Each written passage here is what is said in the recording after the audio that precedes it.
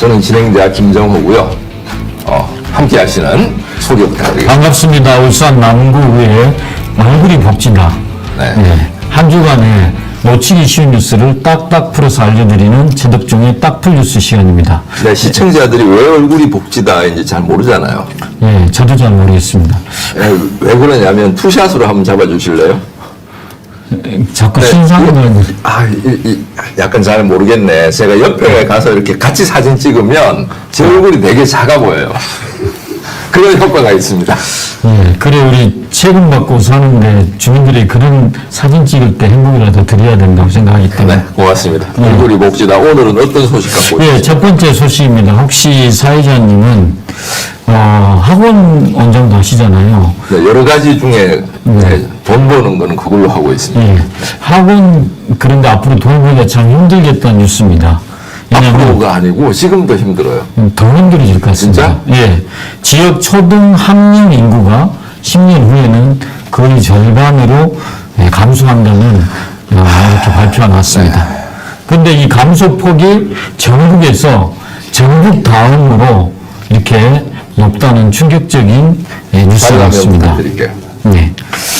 예, 울산시 교육연구정보원 울산교육정책연구소가 통계청 장래 인구 추계 제공하는 주요 연령 계층을 이렇게 분석을 해놨는데 울산의 2024년 현재 초중고 학생 총 12만 7,619명인데 2033년에는 85,857명으로 무려 4만 1,762명이 감소하는 것으로 예측됐습니다.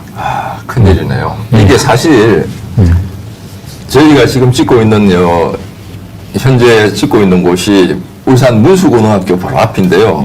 문수고등학교가 한 학년에 한 3,400명 정도 있던 학교였어요. 10년 전만 해도. 근데 차츰 줄어들면서 지금 1학년 135명. 3분의 1로 줄었네. 그죠. 그리고 더 심각한 것은 제가 이제 업이 그렇다 보니까 저희는 초등학생을 가르치는 학원은 아닌데 초등학교를 한번 확인해 봤어요.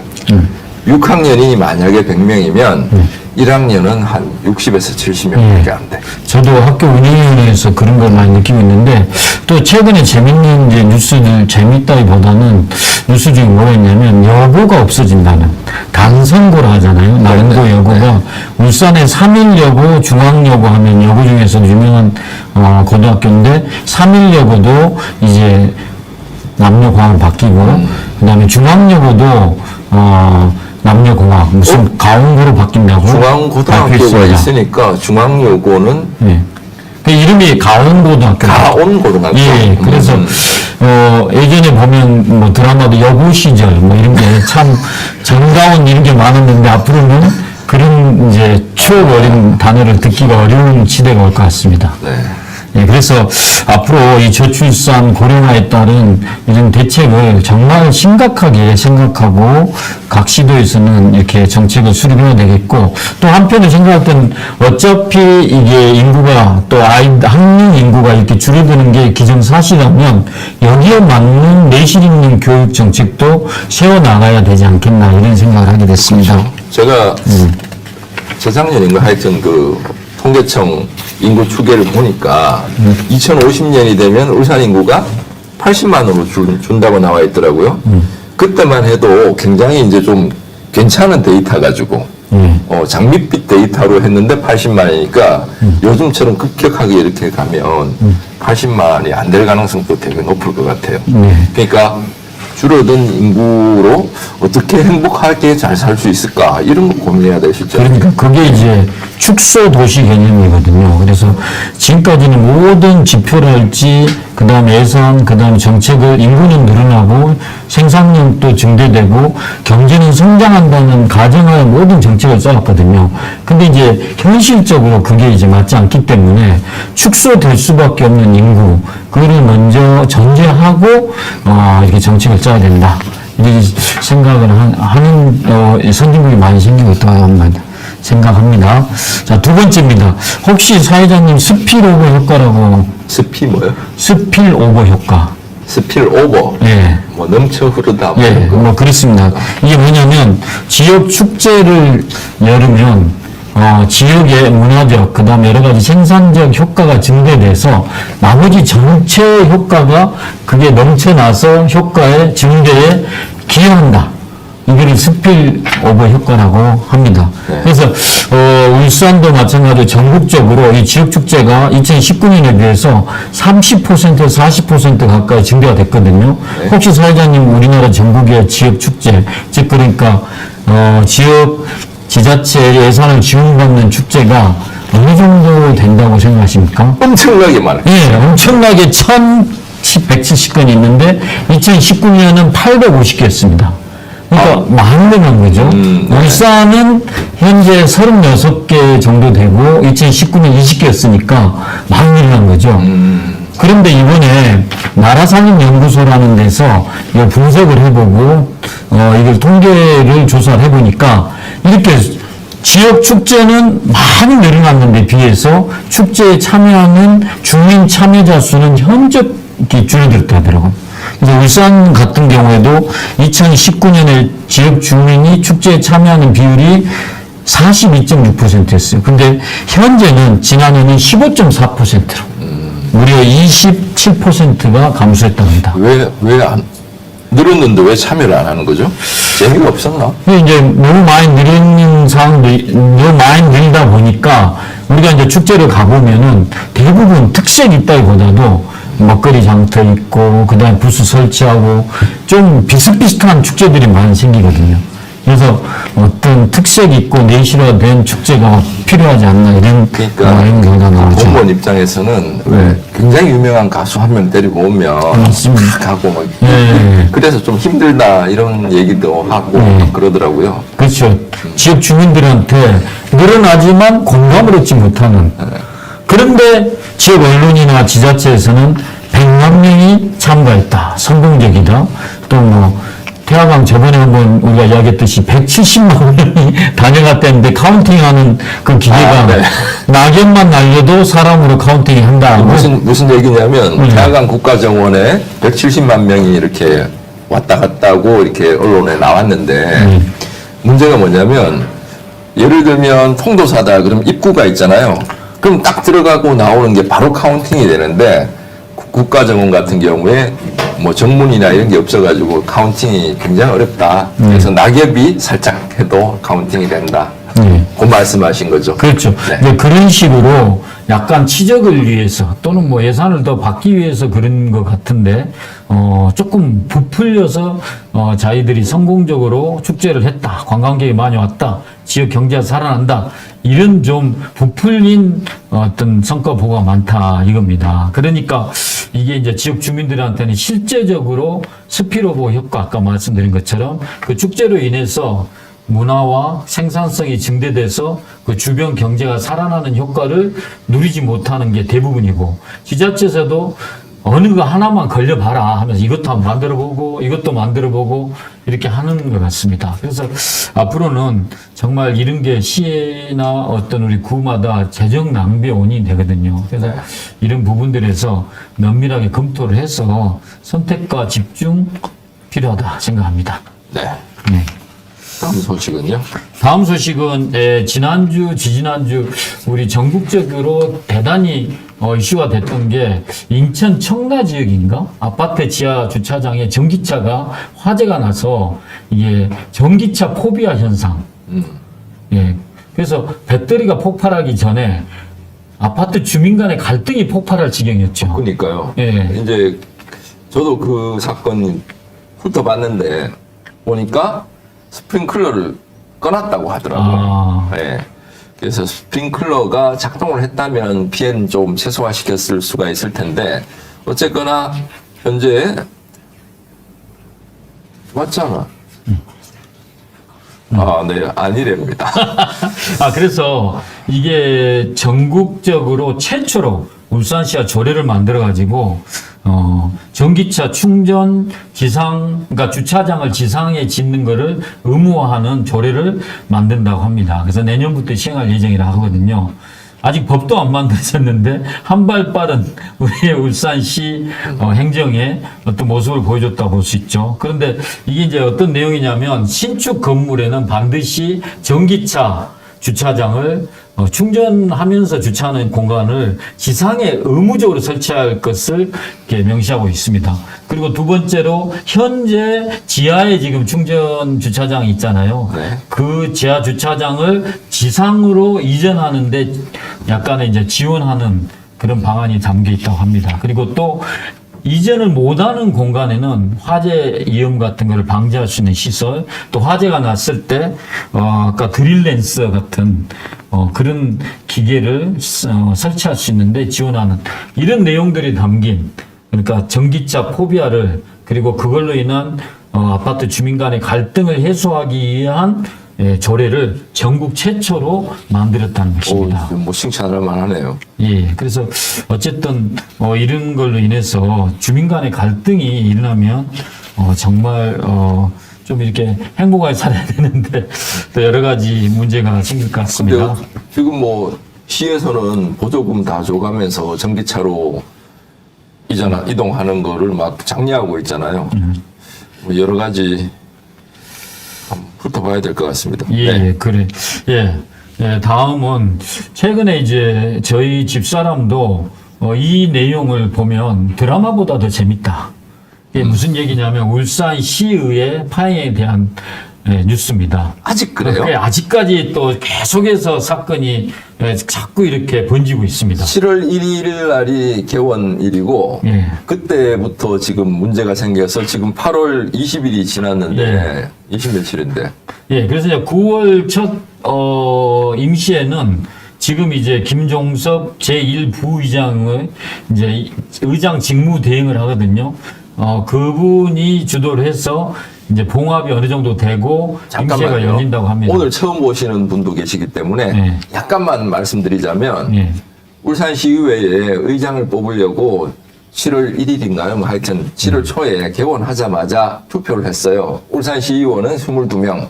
근데 11대 11 동수가 나와서 원래라면 연장자고 선수가 많고 이런 사람이 되는 것인데 그래서 이성용 의원이 연장자로 됐습니다. 이렇게 결정이 됐는데 알고 보니 이성용 의원한테 투표를 했던 그 중에 도장이 두 번 찍힌 게 있어서 무효다. 예, 그렇죠. 그래서 법적 판단을 받아서 예. 개원했을 때 이성용 의장이 개원해서 의사봉투 데리고 의회를 개원합니다 이랬는데 바로 공교롭게도 그날 법원에서 가처분 결정이 나와서 폐회합니다, 뭐 정회합니다. 이건 다른 사람이 찍었다는 그렇죠. 거죠. 아까 말씀드린 김종섭 직무 대행이 올라가서 사내를 선포했습니다. 네네. 그런데 이제 그 뒤에 또 무슨 일이 났냐면 이제 국민의힘에서 이것을 정리하기 위해서 당론을 어겼던 경쟁자 중에 한 명이었던 안수일 의원을 이제 윤리위원회 해부해가지고 징계 절차에 돌입하려고 하는 순간 안수일 의원이 자진해서 탈당을 해버렸어요.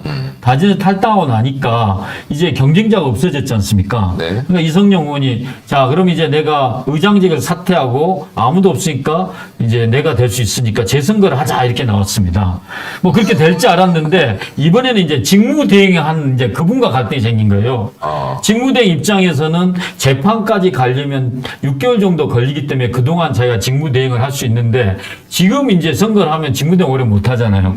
그러니까 이분이 안 된다. 당신이 지금 직무정지 받았는데 사퇴는 무슨 사퇴? 이래가지고 지금 이제 판단을 받고 또 갈등이 있습니다. 야, 진짜 콩가루네요. 네, 거기다가 또 번진 게 있습니다. 네. 뭐냐면 이제 그 도장 2개 찍은 것을 이게 무효표로 처리해야 되는데 그거를 정확히 지적하지 못했던 행정부의 사무처장이 네가 잘못했다고 다 지적을 하니까 시의회 사무처장. 그렇죠. 네. 그분을 이제 이 직무대행이 저 사람을 잘못했으니까 저쪽 행정부로, 집행부로 보냈어요. 네. 그리고 집행부에 있는 똑똑한 사람을 사무처에 다시 데려오니까 이분이 거기 가서 또 성명서를 발표하면서 내가 잘못한 게 뭐야? 내가 뭘 잘못했는데 이렇게 나온 겁니다.